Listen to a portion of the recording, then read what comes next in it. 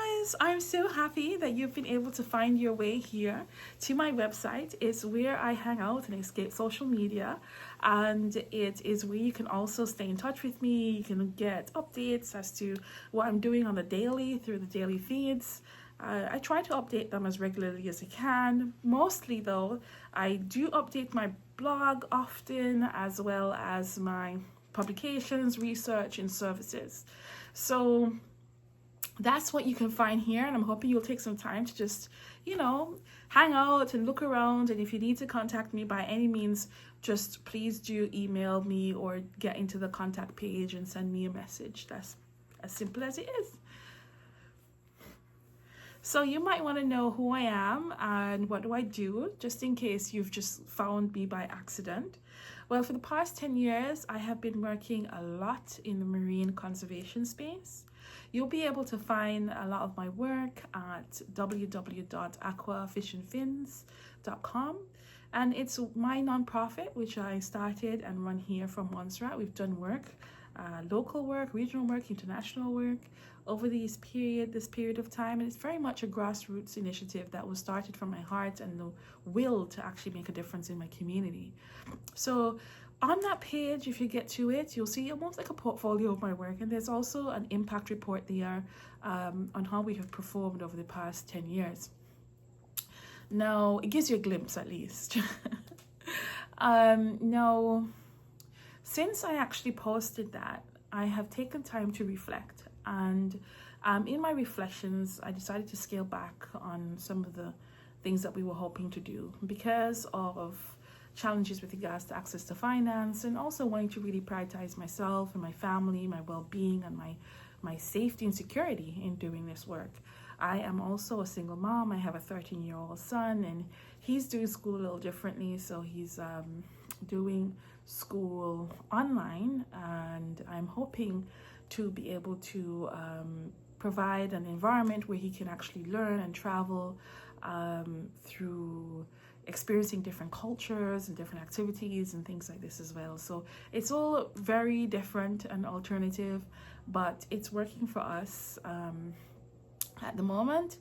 And that's one of the reasons why I have decided to kind of scale back on some of the responsibilities at Fish and Fins. But nonetheless, we have a really good team there of volunteers. And this year, 2025 and 2026, they'll be running a number of community-led activities for children, everything from sea turtle conservation to a STEAM club as well for after school. So that's Fish and Fins, and that's what I have been doing over the past 10 years.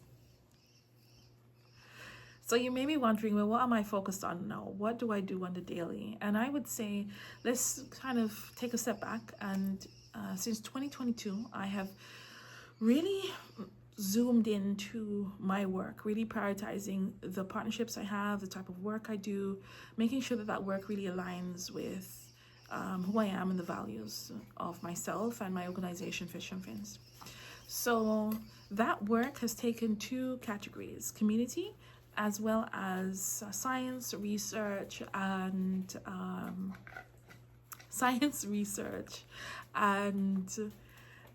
exploration.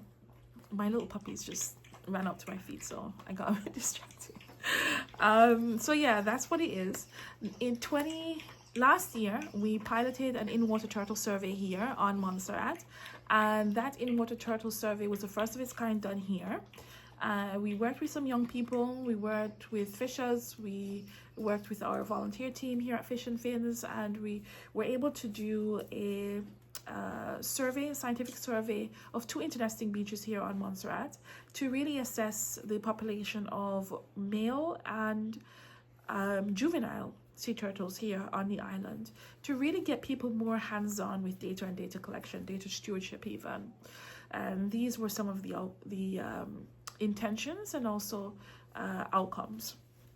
Now, I am also the community country coordinator for WIDECAST, which is the Wider Caribbean Sea Turtle Network here on Montserrat. So it allows me to really help to bring sea turtles to more of a area of priority for the island.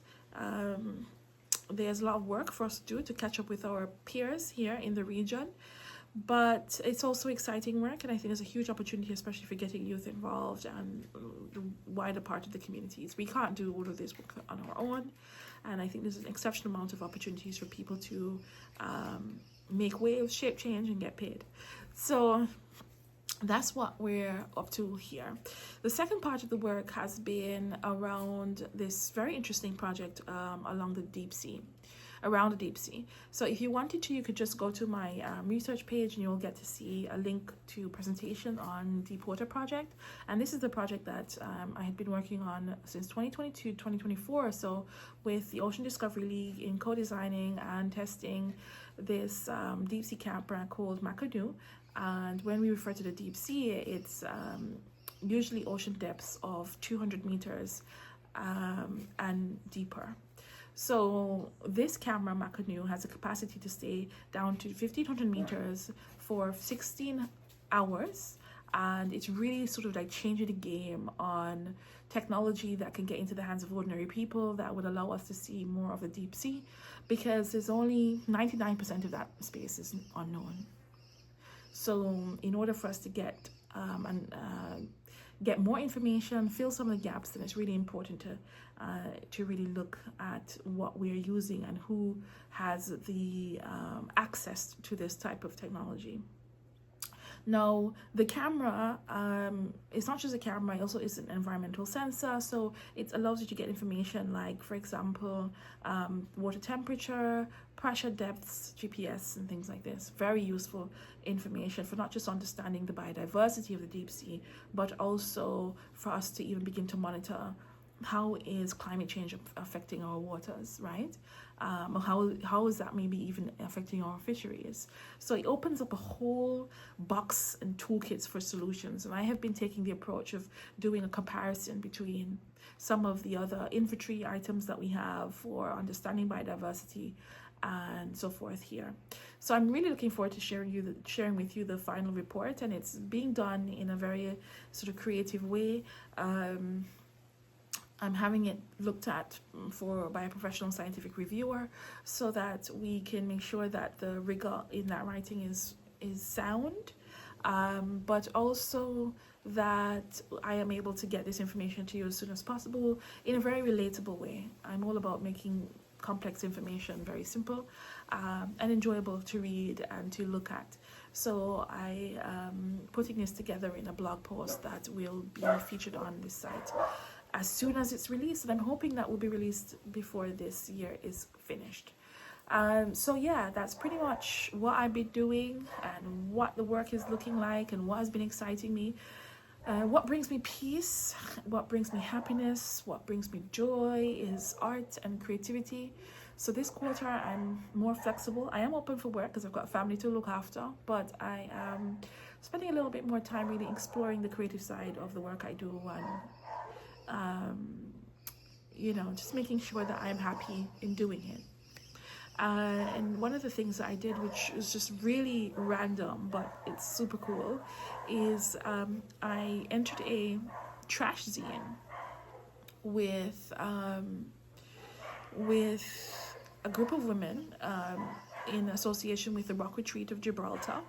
And those zines have been selected to be part of the a exhibition which happened earlier this month in September 2025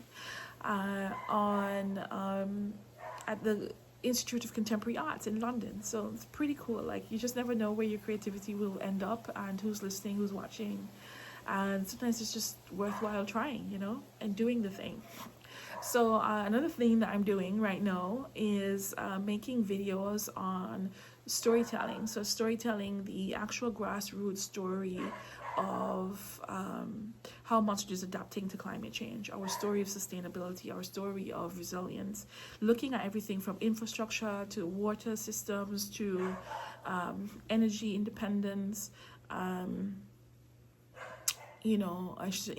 green energy to conservation. So really having a sort of blue economy look at Montserrat's road to achieving our sustainability development goals, and that is interesting. I'm hoping that people will get involved. I'll tell you about that next. So let me tell you about Walking the Line. And this is part of a media series that I have. My media series is called Blue Zone. For those of you who have been following my work for years, since COVID, I had this radio program, and I used to share conversations on Facebook and things like this. But now Blue Zone is back. It's going to be aired on local radio again from October of this year, and I'm doing it a little bit differently. I have a video documentary storytelling format where I meet members of our community, grassroots folks, local experts, technical officers, all sorts of people, to discuss how Montserrat is actually adapting to climate change. What's our real story, what are our real challenges, and what could these solutions look like? And I'm really hoping that you'll be a part of this. I'm hoping that you would be able to become part of, or we'll be able to create a community around this work, because I think it's really interesting, and it's very important to provide a platform for people in the community who have solutions, who want to get involved in conversations, who need a platform to do that.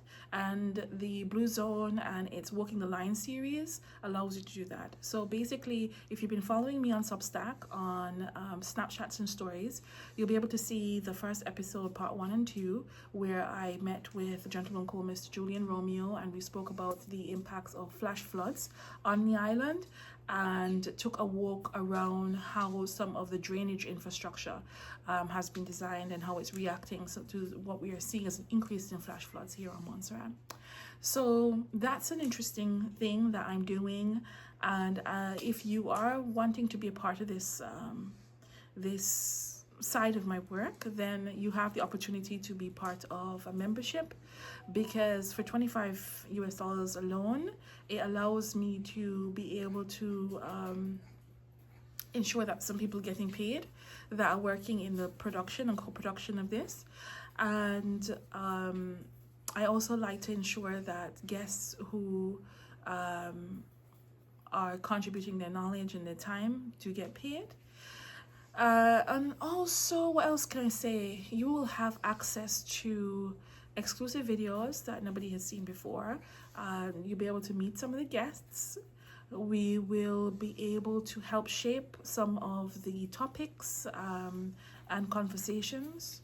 There'll be some resources that you'll have access to, as well as free resources for our schools here in Montserrat. And you can just do this from as little as 25 US. If you just want to chip in and say, yeah, like I really like what you're doing, you can just make a donation to Fish and Fins of just $10 US, or, you know, that's it. So so yeah, please follow the Blue Zone. Please follow my work at vitawade.com. This is where I'll be hanging out, and I will try to have regular conversations with you along the journey. So yeah, please do stay connected. Follow us on YouTube. I'll probably set up a separate YouTube channel for myself outside of Fish and Fins. And if you have any questions at all, feel free to email me at vitawade at vitawade.com, or you can just get into the contact page on the website and send me a message, and I will get in touch with you from there. So until next time, enjoy the website, and I'm looking forward to staying in touch and getting to know you more. Bye.